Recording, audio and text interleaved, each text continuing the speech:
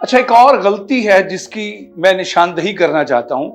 हमें किसी से शिकायत है, हमें किसी से तकलीफ है, हमें किसी से कोई गजंद पहुंचा है, हम वो शिकायत, वो तकलीफ, वो नुकसान जो उसने पहुंचाया सारे शहर को बताते फिर रहे हैं। नहीं बताते तो जिससे तकलीफ है उसको जाकर नहीं बताते।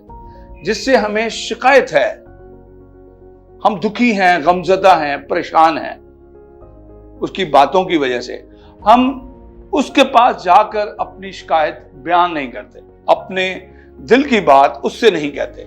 हम बाकी पूरे शहर को फेसबुक पर भी डाल देंगे, ट्विटर पर भी डाल देंगे कि लोग यूं हैं, लोग यूं करते हैं, लोग ऐसे हैं, और जिससे शिकायत है उसको नहीं कहते। तो मेरा नुक्ता नजर अव्वल दिन से ये है कि आपको जिससे शिकायत है आप कम से कम उसके साथ तो बात करें, उसके पास जाकर अपनी शिकायत तो बयान करें।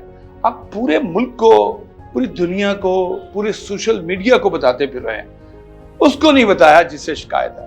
आप जाकर जब उसको बताएंगे, मैं गारंटी से कहता हूं कि आपकी शिकायत रफा हो जाएगी, आपका दिल जो मैला हो गया था वो साफ हो जाएगा, आपको जो रंज पहुंचा था वो हमेशा के लिए खत्म हो जाएगा।